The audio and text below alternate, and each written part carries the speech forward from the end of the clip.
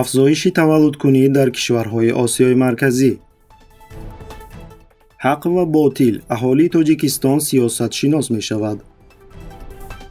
صادرات می افزاید. تاجیکستان محدودیت استفاده نیروی برق را برای اهالی جاری کرد. در ازبکستان افزایشی با صورت اهالی به نظر می رسد. طبق معلومات کمیته دولتی آمار برای سال 2020 اهالی کشور 653 و از 17000 نفر افزوده تا 1 январи سال 2021 34.5 میلیون نفر را تشکیل داده است. اینچنین گزارش داده می شود که اهالی کشور در سال 2020 همه روزه به حساب میانه 1.8 نفر افزوده است. چنین افزایش اهالی در تمام منطقه به نظر می رسد. В том, что при заполнении вопросников переписи населения и жилищного фонда вся информация автоматически поступает в центральный сервер Агентства по статистике при президенте Республики Таджикистан. مثلا در تاجیکستان در سال 2020 افزایش اهالی در یک روز 820 نفر را تشکیل داده، مرگ در یک روز 151 نفر را تشکیل داده است. طبق آمار کنونی تا به امروز اهالی تاجیکستان 9.5 میلیون نفر را تشکیل می‌دهد.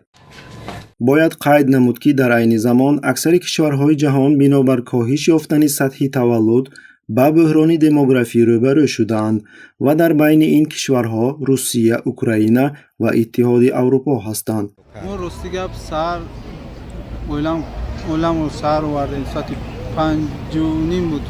کارشناسان رشد با سرعت دموگرافی را در کشورهای مسلمان نشین آسیای مرکزی با حفظ هویت دینی اهالی منطقه ربط می‌دهند.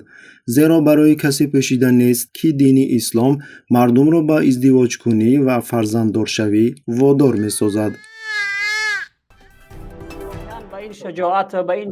در سگمنت تاجیکی اینترنت ماه‌های اخیر پخش مستقیم برنامه حق و باطل شهرت زیاد پیدا کرده ایستاده است. راوی برنامه یکی از رهبران گروه 24 حسین اشورов میباشد.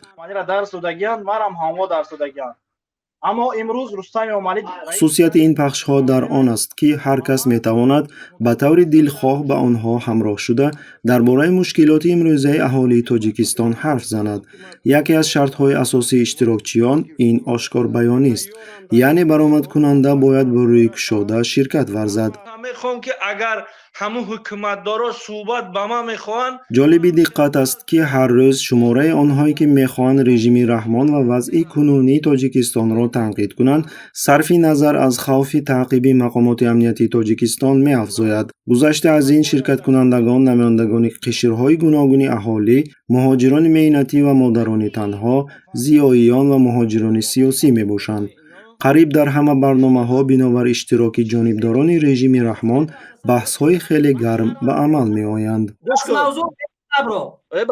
یادرس می‌کنیم که این ماه جاری در شهرهای اسفره و خوجند مقامات نوشته‌جات‌های در دیوارها گذاشته شده را که در آن استعفای امام علی رحمان طلب کرده شده است رنگ می‌کردند.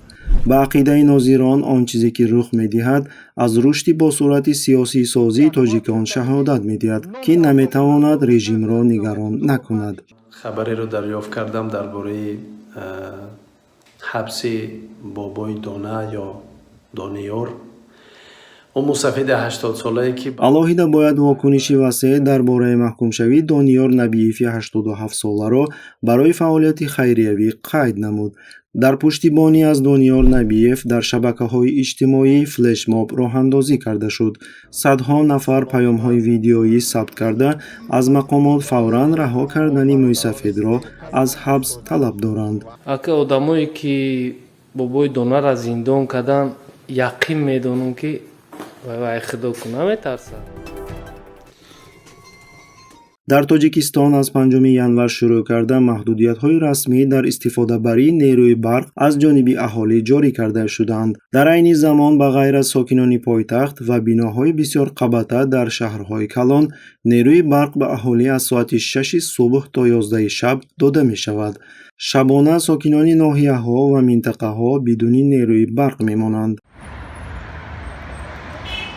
ёдрас мекунем ки дар як ҷаласаи корӣ бо иштироки аъзоёни ҳукумат, сарони вилоятҳои Суғду Хатлон, шаҳри Душанбе, ноҳияҳои пойтахт, шаҳрҳо ва вилоятҳои тобеи ҷумҳурӣ ки рӯзи 15 декабр баргузор шуда буд, президенти Тоҷикистон Эмомалӣ Раҳмон аҳолиро ба истифодаи сарфаи нерӯи барқ даъват карда буд. дар акси ҳол ӯ таъкид кард ки маҳдудият ҷорӣ мекунад.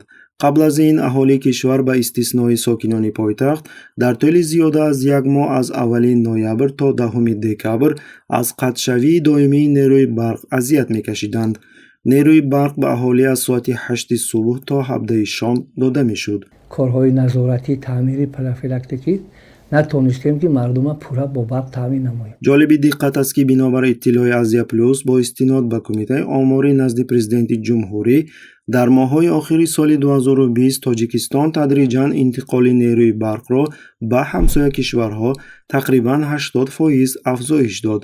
ҳамин тавр моҳи сентябри соли гузашта нерӯи барқи Тоҷикистон ба истеъмолкунандагони хориҷӣ ба маблағи беш аз $1.9 миллион, моҳи октябр тақрибан $2 миллион, моҳи ноябр беш аз $2.7 миллион ва моҳи декабр қариб $3.4 миллион дода шудааст. гуфтанд ки мо гӯё ки барқа ба Афғонистону Покистон мефурӯшем.